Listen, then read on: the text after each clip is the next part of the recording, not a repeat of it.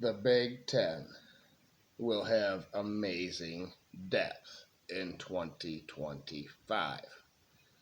Hello, everybody. Welcome into the Dependent Fanatic channel, and I expect the Big Ten to have some great records. In fact, the non-conference opponent records for the Big Ten this season is going to be 49-5.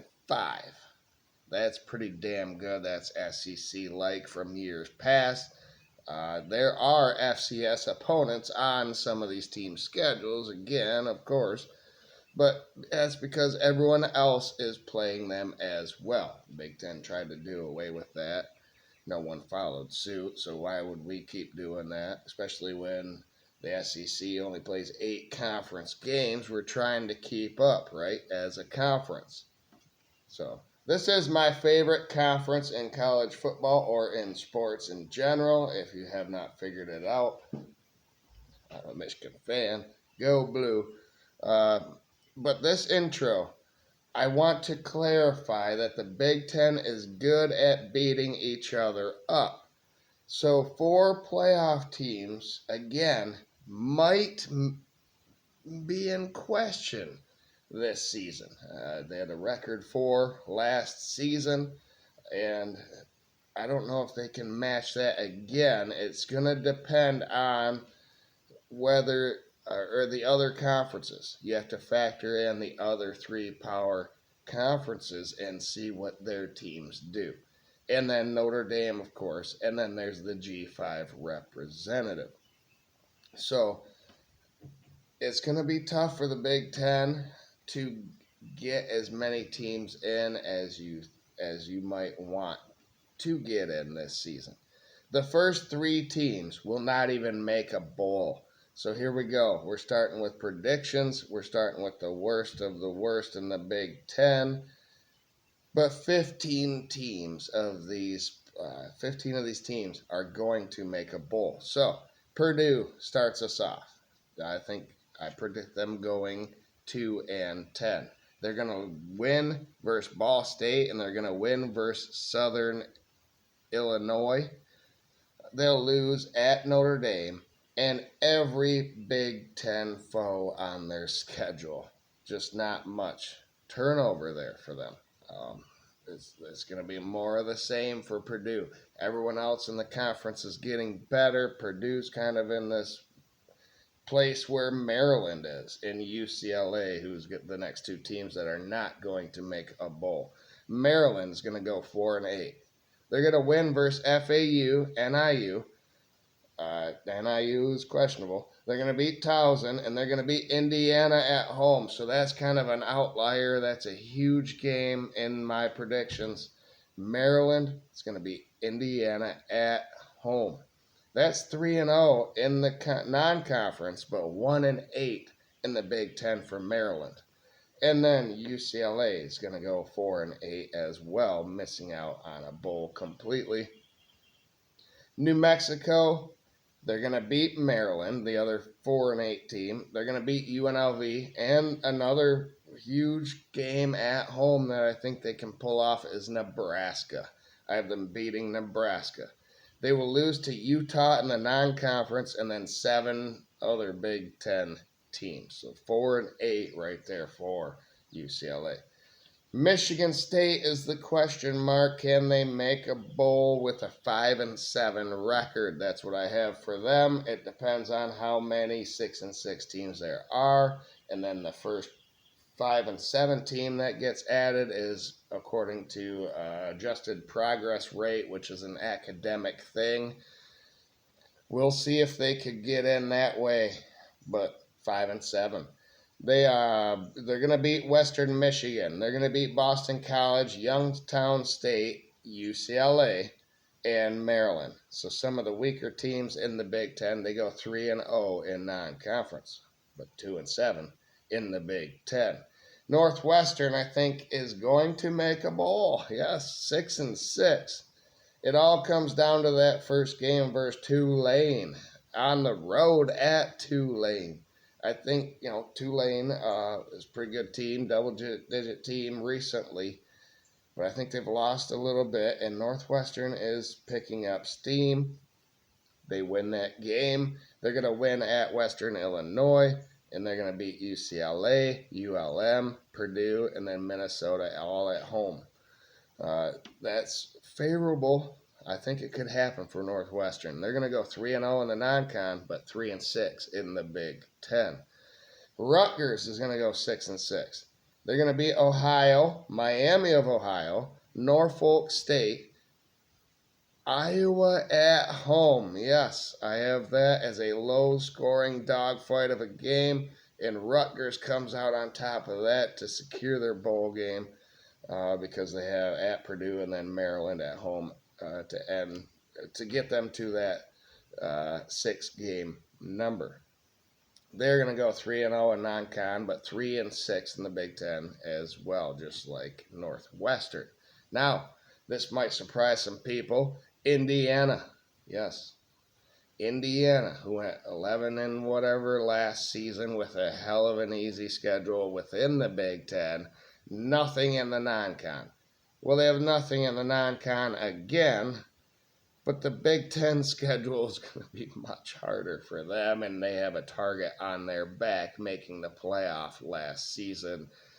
ODU is going to be a win. Kennesaw State, Indiana State.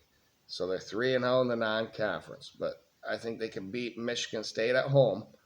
I think they beat UCLA at home, and they can win at Purdue. Them are their 3 conference wins that I have. Yes, they're going to go 6-6. And barely make a bowl. Non-con, the Big Ten schedule is much more difficult for them last year. They're going to lose to Illinois, at Iowa, at Oregon. At Maryland is a possible win for them, but that could force Maryland to only have 3 wins. I could see that happening, but it's on the road. And at that point in the season, I think it's a loss. And then at Penn State, they're not going to win. And then Wisconsin, even at home, I think is going to take down Indiana. All right, Wisconsin is the next team. They're going to go 6-6 as well by beating Indiana at the end of the season. Miami of Ohio, Middle Tennessee, Maryland, Washington at home. They're coming to Madison. And then at Indiana, I think, is a win. And then Illinois. So they beat them 2 middling teams. Illinois is going to be much better than Indiana because I haven't told you about them yet. But I think Wisconsin beats them at home as well. They lose to Alabama in the non-conference. That's their only non-con loss. But only 4 wins in the Big Ten for Wisconsin. All right, Minnesota. Now I think 6 Big Ten teams go 8-4. We skip right by 7-5.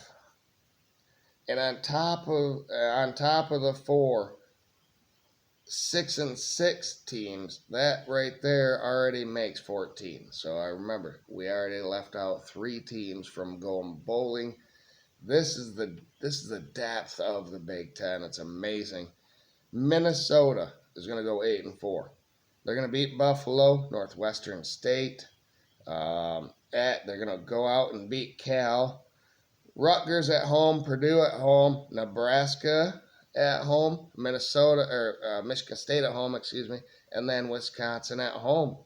I think PJ Fleck, it's one of them upward trajectory years that he could go 8-4, 3-0 in non-con. Their only losses are at Ohio State, at Iowa, at Oregon, and at Northwestern. Could Northwestern be another loss, forcing them out of a bowl game? That would be interesting. Illinois, 8-4. They're going to beat Western Illinois, Western Michigan. They're going to win at Indiana. Yes, that's what's going to separate those 2 teams. Bert Bielema is going to tell the Indiana coach, hey, you talk too much, I do too, but I'm better. So, and I'm more physical. You're kind of a window dressing right now here for the Big Ten. But I've been here a while. I'm going to beat your ass at your house. And then They have USC at home, Illinois does. I think they win that game. At Purdue's a win. Rutgers at home. Maryland at home. Northwestern at home. All wins for Illinois. 2-1 in the non-conference. But they win versus 6 Big Ten teams. Nebraska is going to go 8-4. They're going to win versus Cincinnati. Akron, HCU, Michigan State. They're going to win at Maryland. Northwestern. USC comes to Lincoln. They're going to win that, and they're going to beat Iowa at home as well. So 3-0 in the non-con. A win versus UCLA would get you to 9, but I have you losing that game on the road to UCLA. All right. Washington is going to go 8-4 as well. Jed Fish and company is going to beat Colorado State, UC Davis. They're going to win at Washington State. They're going to beat Rutgers, Illinois, Purdue. They're going to win at UCLA. Not too far of a trip for them. Much better team. And then they have Oregon at home. That is what's keeping Oregon at that 9-3 position for me. If you're not familiar, I've done the teams that I think could win the national title from every conference, everyone. There's 12 of them. One of them was BYU, and that was my dark horse. And now that Retzlaff might not be the quarterback, that's a dark horse. But the other 11 you can go check out, and Oregon was one of those. The next 4 of these teams are one of those after the 8-4 teams. But Washington is going to beat Oregon at home. And then you have Iowa, who's going to go 8-4. They beat Albany. They beat Massachusetts, Indiana at home, at Wisconsin. Penn State at home is a win for them, huge win. Minnesota at home, or they beat Oregon too at home. And then Michigan State. They lose early in the season to their rival at Iowa State.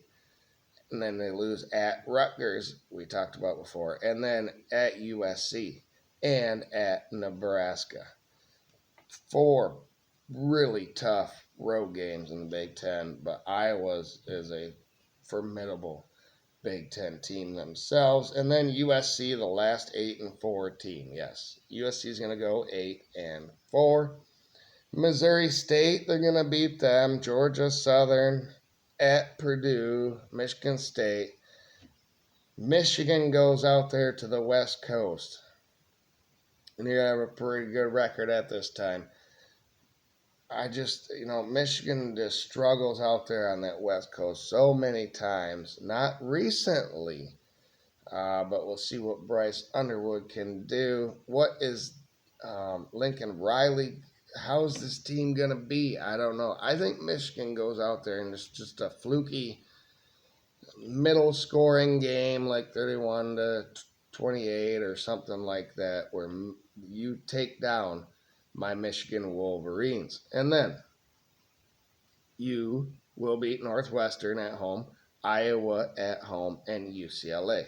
You're going to lose at Notre Dame, at Illinois, at Nebraska, and at Iowa. So no shame in all of those road games, cross country, except for the Oregon game.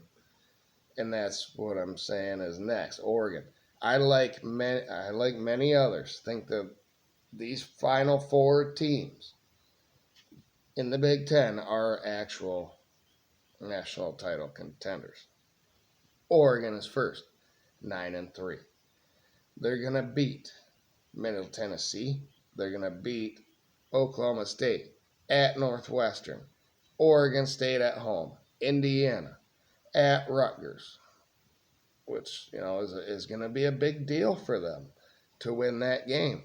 Wisconsin, Minnesota, and USC all at home are going to be big wins for Oregon as well. They're going to go 3-0 in the non-conference, but 3 Big Ten losses to Penn State on the road, Iowa on the road, and at Washington.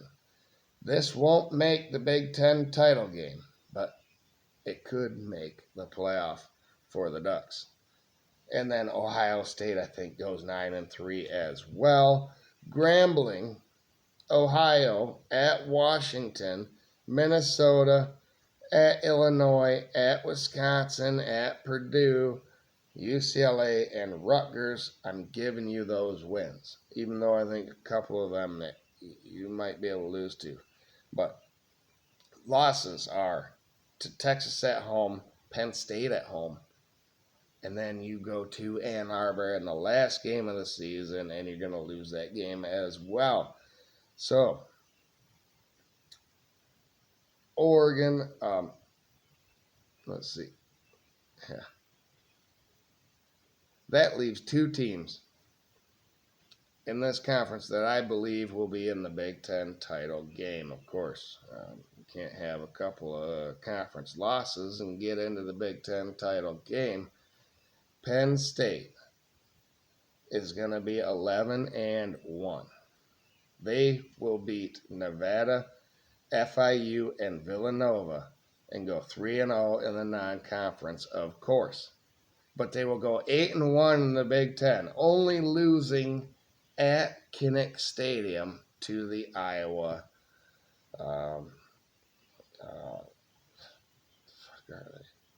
Hawks. Yeah, Hawkeyes. Anyway, yeah, that's pretty damn good for Penn State. Drew Eller and company, they were a national title contender on that list, and so was Michigan, so was Ohio State, so was Oregon. Michigan is next. They're going to go 11-1. They are going to beat New Mexico. They're going to win at Oklahoma, and they're going to beat Central Michigan at home to go 3-0 in the non-conference. But then they're going to go 8-1 in the Big Ten, only losing that game on the West Coast to USC. So the Big Ten title game will be between two teams that didn't play each other in the regular season. Penn State and Michigan, both 11-1. Both will be in the playoff because of those records, regardless of who wins this game. It pains me to say, as a Michigan fan, that Penn State will get revenge versus Michigan after the 32 straight runs in a row a couple of years ago that we just embarrassed them. I think it's going to be a very tight game. Just like every Michigan game could be really damn close because of their defense. But I expect Penn State to get their revenge and get the job done in the conference title game. So there you go. Penn State is your conference winner in the Big Ten. For me, this conference is good enough to cannibalize itself yet again, leaving great teams with unfavorable records. The SEC benefited from this for years. Will we see if the Big Ten gets that same type of treatment from the committee? Big Ten bias could mean that only two Big Ten teams get into the playoff. Two teams from the conference championship that I just explained, because Penn State would win it and get the automatic qualifier at 12-1, and Michigan would be 11-2, beating Ohio State, and they would be above Ohio State in that order. Now, whether or not a 9-3 Ohio State and Oregon gets into the playoff depends on the other four conferences, like I leaded off this video, and of course Notre Dame. So stay tuned for each conference predictions to see how many Big Ten teams will eventually make it. Then I will give my predicted playoff teams. And then I will fill out that bracket. And I will name my preseason national title winner based off of those predictions and how I think everything will be seeded. So it's a real prediction. I'm making a bracket, and then I'm going to fill it out. You guys can all point and laugh at me in the comments. But if you like this video, please like. Have a great day out there. Thanks for watching, everybody. But go blue. Hopefully they win that the Big Ten title game and the national title game. But these are my Big Ten predictions. I don't have them doing the Big Ten just yet. That's Penn State's.